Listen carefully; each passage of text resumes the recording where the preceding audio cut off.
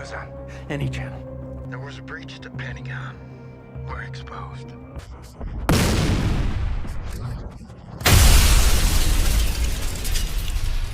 The story opens in the blistering deserts of southern Iran. What the soldiers don't realize is that these are not ordinary laborers. They are Tom Harris and Oliver Altman, covert CIA operatives executing a highly sensitive mission with precise timing. As Tom installs a hidden surveillance device that allows the CIA to intercept classified data from a nearby Iranian nuclear facility, a suspicious soldier approaches, gripping his rifle and demanding an explanation. The tension spikes instantly. Oliver, fluent in Farsi, calmly explains that they were hired to improve internet connectivity for government communications. When Tom reaches into his pocket, the soldiers brace for violence. Instead, Tom pulls out his phone showing a live football match, proudly demonstrating that the internet connection now works perfectly. The soldiers' suspicion fades as they become absorbed in the game, cheering and laughing, completely forgetting their earlier concerns. With the moment diffused, Tom and Oliver finish their work and drive off into the desert, a CIA drone quietly tracking their escape from above.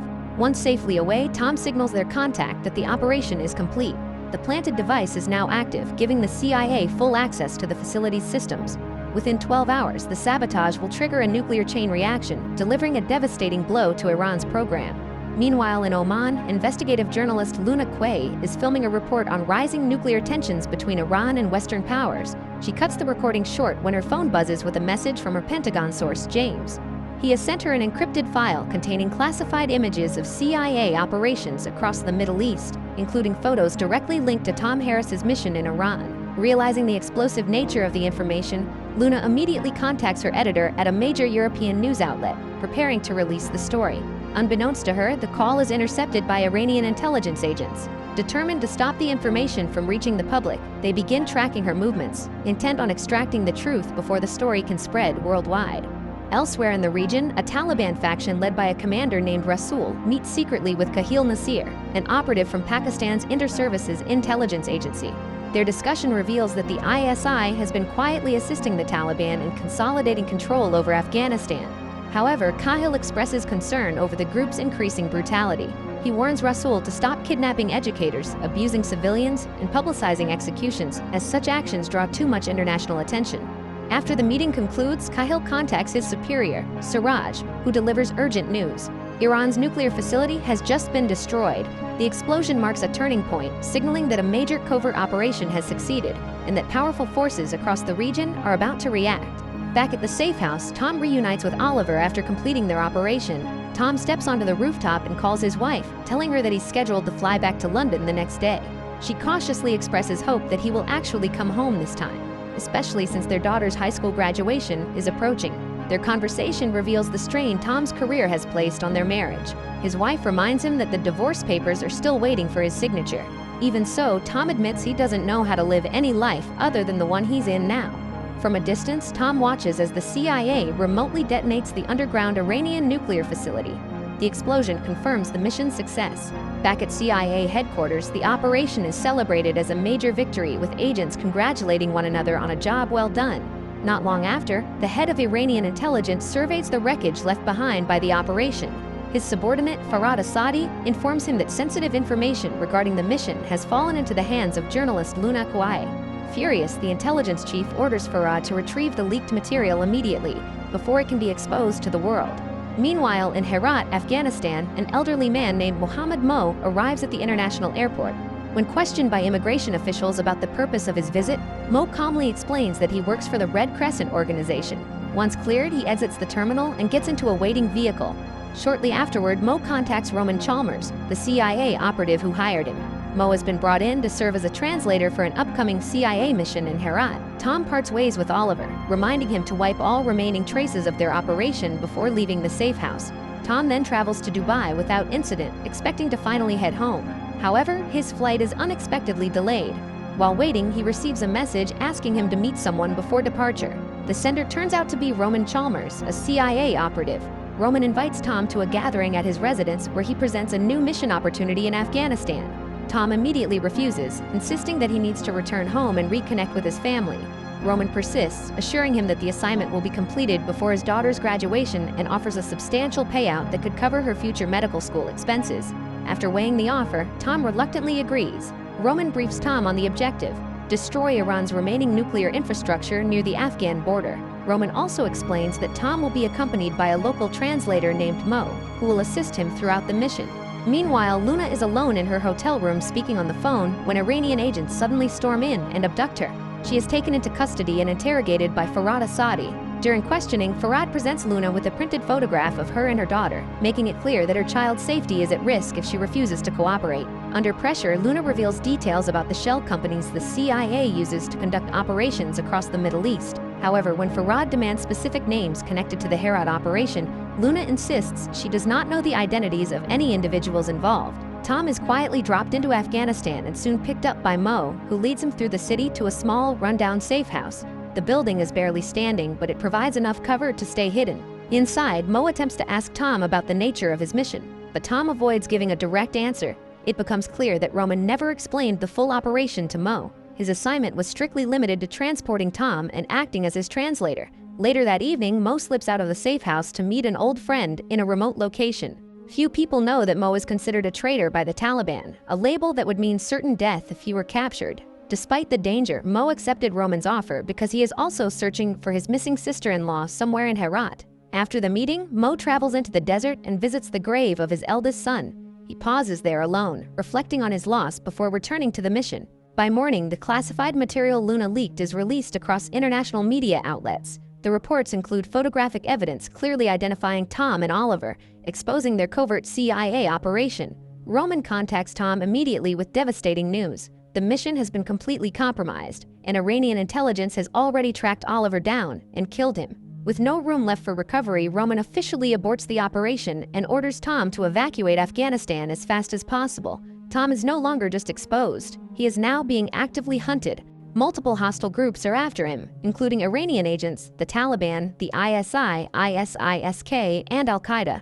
If any of them capture him, Tom would almost certainly be sold to the highest bidder. Chris Hoy, the head of the CIA's Special Operations Unit, agrees to assist with the rescue. Roman informs his superiors that Tom must travel roughly 400 miles to reach Kandahar, all while evading multiple hostile forces closing in on him at the same time. Iranian intelligence quickly obtains Tom's location, and the situation escalates further when the ISI becomes involved. They dispatch Kahil to track Tom down and capture him.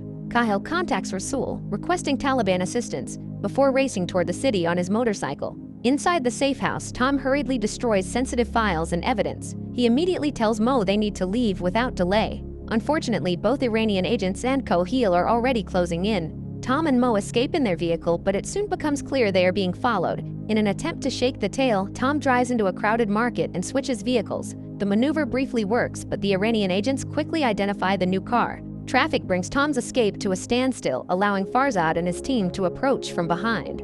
At the same time, Kahil is spotted by the Iranians as he weaves through traffic on his motorcycle.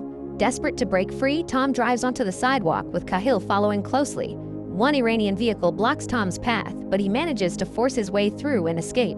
Taking advantage of the chaos, Kahil attaches an explosive to the Iranian car.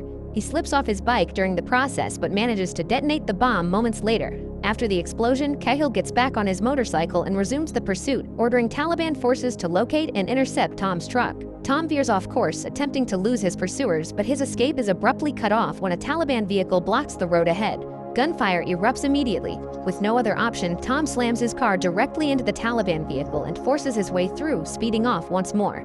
The escape comes at a cost. A bullet strikes one of the tires, causing the car to grind to a halt in the middle of the road. Tom orders Mo to change the tire as quickly as possible while he stands guard, scanning the surroundings for incoming threats. Mo angrily vents his frustration, questioning how he ended up trapped in such a deadly situation. Tom apologizes and finally tells him the truth, that he was responsible for the Iranian nuclear facility explosion, and that is why no one is coming to rescue them. As the tension peaks, a young boy suddenly appears near the car, holding a detonator in his hand. Despite the terrifying threat, Tom and Mo manage to finish changing the tire. They immediately drive off, narrowly escaping once again, with Kahil still pursuing them relentlessly. Roman receives a message from Tom stating that he is heading toward Delaram to meet an old contact. Recognizing the coded nature of the message, Roman immediately reaches out to a man named Ismail Rabbani and asks for his assistance. Meanwhile, Tom continues driving through the night, relying entirely on night vision goggles to navigate. Turning on the headlights would expose them instantly, so they move forward in total darkness. Tom tells Mo they are roughly 20 miles from Delaram when Farzad's helicopter suddenly appears overhead and opens fire on their vehicle. The helicopter's relentless gunfire forces the car off the road, leaving it badly damaged. With no way to continue driving, Tom and Mo abandon the vehicle and escape on foot while the helicopter continues its assault. Farzad's men deploy from the aircraft and begin chasing them on the ground. In a desperate counterattack, Tom manages to overpower several of Farzad's men. Realizing they need to eliminate the helicopter, Tom comes up with a dangerous plan. He uses Mo as bait to draw the aircraft closer. As the helicopter moves in to target Mo, Tom throws a grenade at it. The grenade strikes successfully, causing a massive explosion that sends the helicopter crashing to the ground, killing everyone on board. Back at CIA headquarters, Chris is closely monitoring Tom's location when his signal suddenly disappears. Roman is also unreachable, as he is busy calling in favors from Afghan special forces in an attempt to help Tom. After defeating the Iranian agents, Tom and Mo find a temporary safe spot to rest. In a quiet, human moment, Tom gives Mo his jacket so he can pray and shares his food with him to break his fast. As they rest, the two talk about their families. Mo opens up about his son, who was killed during an attack in Herat. At daybreak, Cahill arrives at the crash site and examines the remains of the destroyed Iranian helicopter. Meanwhile, Tom and Mo are suddenly ambushed by armed men. After explaining who they are escorted to a nearby camp. Mo is stunned when he realizes whose camp they've been taken to. The men are serving Ismail Rabbani, a powerful Tajik warlord, someone Mo never expected they would have to rely on for help. Tom and Mo are brought into the camp, where they are personally greeted by Ismail. Ismail tells Tom that he can provide them with a vehicle to reach Kandahar and invites both men to sit down and share a meal. During the meal, it becomes clear that Ismail holds a great deal of respect for Tom, and the two reflect on past experiences they once shared. Mo, however, remains quiet and visibly troubled. Ismail notices Mo's behavior and calls attention to it. Mo suddenly erupts, accusing Ismail of being a traitor who destroyed Herat and murdered countless children, including his own son. In response, Ismail calmly removes his weapon and hands it to Mo, telling him to shoot if he truly wants revenge.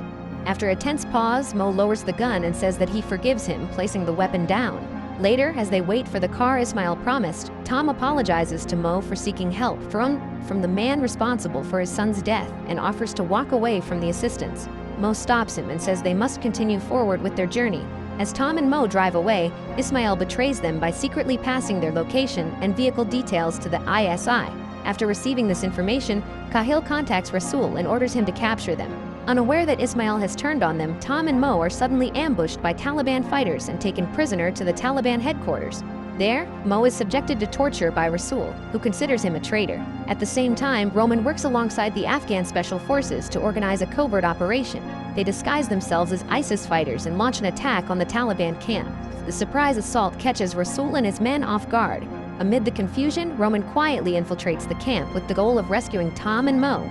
Cahill arrives at the camp and quickly realizes that the attackers are not ISIS, but Afghan special forces. He soon spots Roman and Tom escaping in a vehicle and immediately gives chase.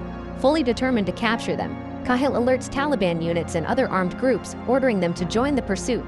As Tom and Roman attempt to flee, they become aware that Cahill is relentlessly following them. In a desperate effort to slow him down, Roman opens the car's sunroof and begins firing at Cahill's truck. During the exchange of gunfire, Roman is shot in the stomach. Despite his injury, he makes a selfless decision to sacrifice himself.